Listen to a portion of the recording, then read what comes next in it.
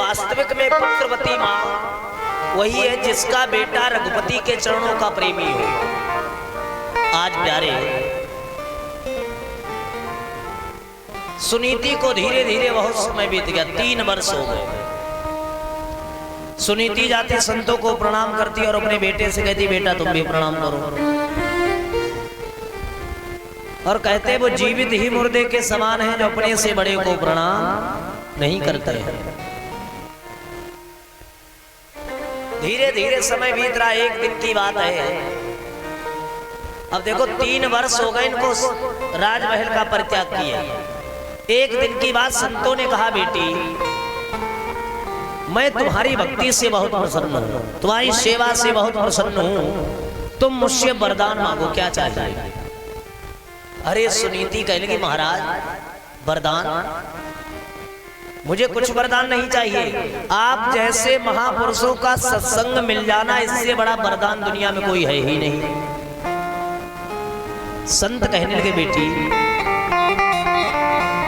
मैंने अभी तक अपने जीवन में किसी को कुछ नहीं दिया, और आज मेरी इच्छा है, मैं पहली बार आपसे कह रहा हूं कि आप कुछ वरदान मांगो। ये सुनकर के सुनीति कहने लगी ठीक है महाराज, अगर तुम देना चाहते हो तो एक वरदान दे दो। क्या? सुनीति ने विचार किया कि मेरे तो पुत्र हो गया, लेकिन मेरी जो दूसरी बहन है सुरुचि, वो कुछ भी कहती हो, लेकिन सुनीति का भाव क्या है? कहती अभी तक उसके कोई संतान नहीं हुई, उसके भी पुत्र पुत्री कुछ भी हो जाए। सुनीति कहने लगी महाराज एक मेरी बहन है सुरुचि, जिसके अभी तक कोई पुत्र नहीं हुआ, अभी तक कोई संतान नहीं हुई, यदि आप वरदान देना चाहते हो तो एक वरदान दे दो, उसके पुत्र हो जाए। संत कहने के बेटी ये तू क्या मांग रही है? जिस स्त्री की वजह से तुझे घर त्यागना पड़ा, घर का परित्याग करना पड़ा, और आज तू उसके लिए पुत्र की कामना, उसके तो 5 जन्मों तक कोई संतान ही नहीं है। लेकिन बेटी कोई बात नहीं, यदि तूने कहा है तो उसके पुत्र होगा जरूर। अगर तू ना चाहती तो पुत्र नहीं होता, लेकिन तुमने मांगा है तो होगा जरूर। समय आने पर सुरुचि ने भी एक पुत्र को जन्म दिया, जिसका नाम रखा गया उत्तम। अब ये धीरे धीरे दोनों बालक बड़े हो रहे हैं। एक बार की बात है, श्री सुखदेव जी वर्णन करते धर्मावतार परीक्षित,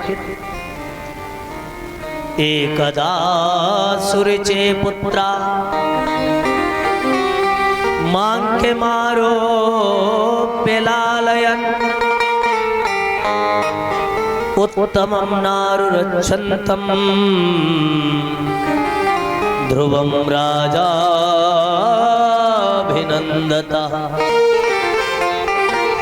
बोले एक बार की बात है महाराज उत्तानपाद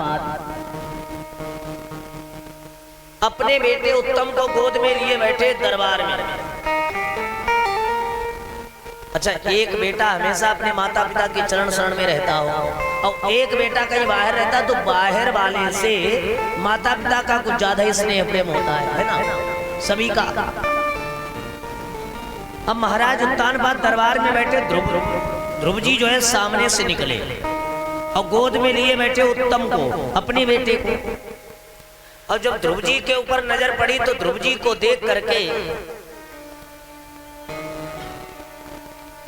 प्रसन्न हुए, उत्तम को गोद से नीचे कर दिया और अपने आप जो है ध्रुव जी को गोद में उठा लेते हैं। और जब इन्होंने ये कार्य किया तो सुरुचि की नजर पड़ी। सुरुचि ने देखा कि इनकी हिम्मत कैसे हुई कि मेरे बेटे को गोद से नीचे कर दिया और अपने उस सौत के पुत्र को गोद में ले लिया। सुनीति दौड़ करके गई सुरुचि और जाकर के ध्रुव जी को पकड़ के झकझोर के 2-3 थप्पड़ लगाए।